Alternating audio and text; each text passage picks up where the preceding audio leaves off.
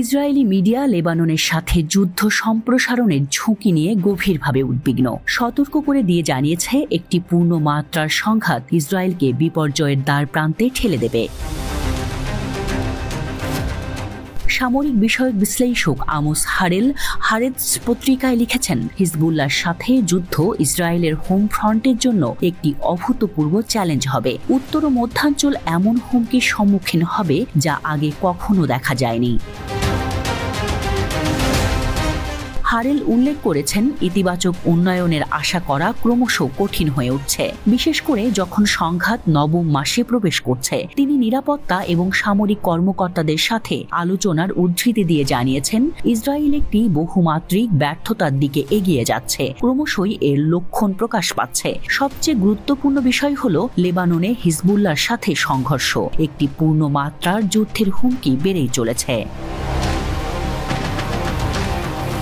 হারেল সতর্ক করে দিয়েছেন যে এই ধরনের যুদ্ধ আগের যে কোনো সংঘর্ষের চেয়ে অনেক বেশি ধ্বংসাত্মক হবে। তিনি বলেছেন, আগে যা ঘটেছিল তার সবকিছু তুলনামূলকভাবে ফ্যাকাশে হয়ে যাবে। যুদ্ধবিরতি আলোচনার বিষয়ে হারেল হাইলাইট করেছেন যে হামাসের সাথে বন্দীদের চুক্তির বিষয়ে আলোচনা অন্য সংকটের মুখোমুখি হচ্ছে।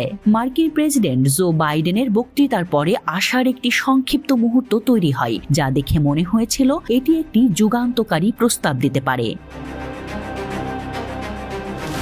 হারেল জোর দিয়েছিলেন যে গাজায় চলমান সামরিক অভিযান, বিশেষ করে রাফা এবং কেন্দ্রীয় শিবিরের আশেপাশে অদূর ভবিষ্যতে ইসরায়েলি সেনাবাহিনীর একটি নিষ্পত্তিমূলক বিজয় অর্জনের সম্ভাবনা কম। ইসরায়েলি মিডিয়া জানিয়েছে, এলকোশ বসতিতে ইসরায়েলি সামরিক সমাবেশে হিজবুল্লাহর হামলা মারাত্মক ছিল।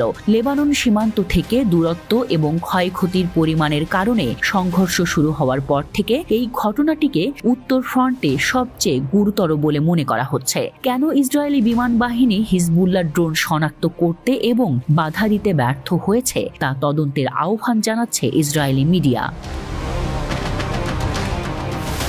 এলকোশ অপারেশনের বিষয়টি সামনে এনে ইসরায়েলি চ্যানেল 14 এর সংবাদদাতা এটিকে হিজবুল্লাহর একটি সুপরিকল্পিত এবং সমন্বিত আক্রমণ হিসেবে বর্ণনা করেছেন।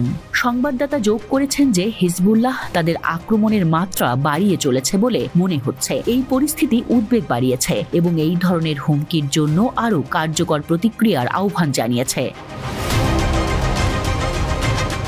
ইসরায়েলের গর্ব আয়রন ডোমে হামলা চালিয়েছে লেবাননের সশস্ত্র গোষ্ঠী হিজবুল্লাহ।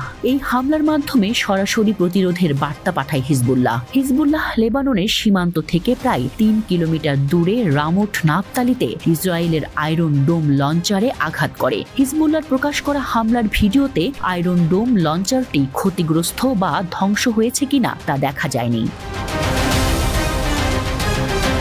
সামরিক বিশ্লেষক মুস্তফা আসাদ বলেছেন, হিজবুল্লাহ ধীরে ধীরে তার দখলে থাকা অস্ত্রের ছোট ছোট নমুনা প্রকাশ করছে, ইসরায়েলকে জানিয়ে দিচ্ছে যে প্রয়োজন দেখা দিলে তারা শেষ খেলাটি খেলতে ইচ্ছুক।